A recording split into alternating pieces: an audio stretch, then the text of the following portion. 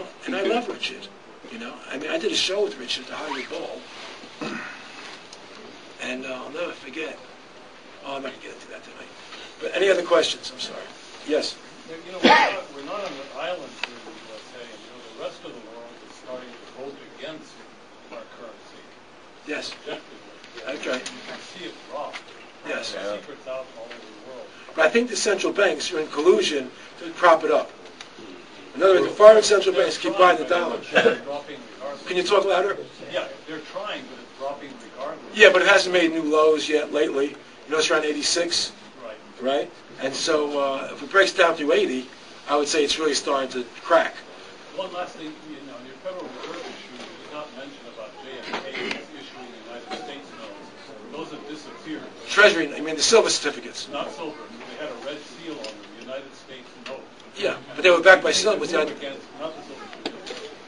Not the original silver certificate. Nothing to do with silver. It said United States note, where now it says Federal Reserve. Yeah. And we have a green seal that had a red seal. And that was his initial move against the Federal Reserve currency. He was actually directly issuing notes. They had silver certificates at the time, but that had nothing to do with that. He issued a new form of currency. He used to pay a lot of the military in cash with that currency. May I say something? Yeah. He issued Executive Order 11110. And that executive order said he was going to print up, I forget how many hundreds of millions of dollars in U.S. Treasury notes, and he wanted it backed by silver. So what you're talking about is why I believe the Federal Reserve killed him. That's my own opinion. It's only an opinion, it's not a fact. Okay? But I believe that because he was starting to take on the Federal Reserve. When you see people like in the Warren Commission, like Arlen Specter, saying that the bullet turned around in midair, okay? And you know that it wasn't Fidel Castro, it wasn't the mafia who could make the senators put out a Warren Commission report that was full of lies, like a bullet turning around in midair. It's the only explanation they have. You know only the Federal Reserve has that kind of power. So that's the only reason why I believe the Federal Reserve killed John Kennedy. But it's only speculation. I believe everything else is fact. But Specter got cancer for lying, didn't he? That's not true. What's part? You got cancer? Yes. Everybody gets sick when they have that. I got cancer and I was telling the truth. Why? Were you? Yeah, I hope so. This little boy saw the film. Yeah, he did. You didn't want my kids to see the film, but he saw the film. You saw the film? What's your name, son? Marcus. Marcus? Yes. What'd you think of the film? It was pretty good. Uh-oh. Why did your mother decide that? It was pretty good, Mom, right? Gotta start early. That's right. Teach them. Oh, I could. Let me ask you a question. Who haven't I addressed yet that wants to be heard? I've addressed you already. Don't raise your hand. I know I spoke to you already. Cliff Kelly. You didn't ask me a question before. Here. Coverage, use your local media. Wait a second. Wait a second. I introduced you across the street. I haven't said a word since I've been here. Oh, you're Cliff. That's right. I just wanted to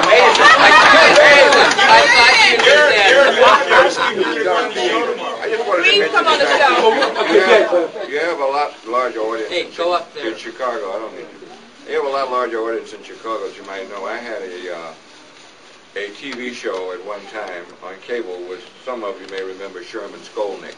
And Sherman and I talked a lot about the volumes of the law that never was, and we got all kinds of good publicity on that. So there's a lot of people here that are aware of it. What I wanted to ask you, when you were in Congress, up until 9/11, for 9 months prior to 9/11, there were all kinds of attacks on the IRS.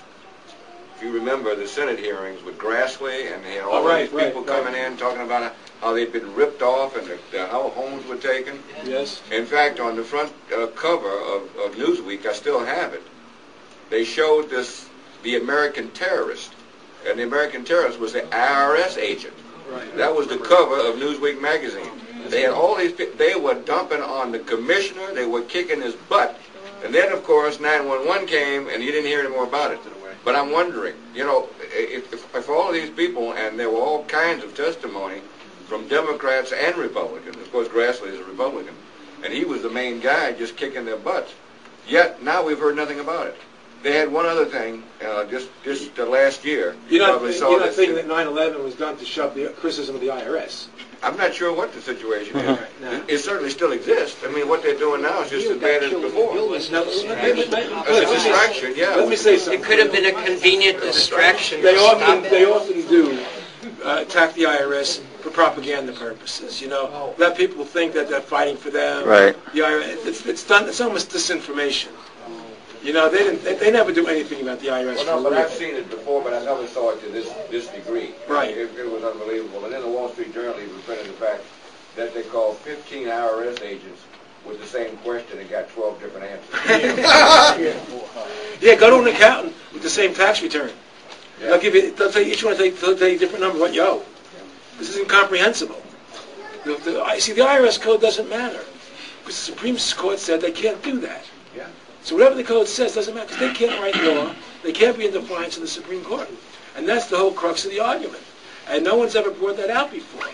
You know, they always go into the interpretation of the IRS code and this thing. Once you get to the code, forget about it. It stops before the code. They don't have the authority from the Constitution or the Supreme Court to do it. End the story. And there's no statute written. End the story. Mr. Russo, briefly. Call me Aaron. Aaron. Thank you.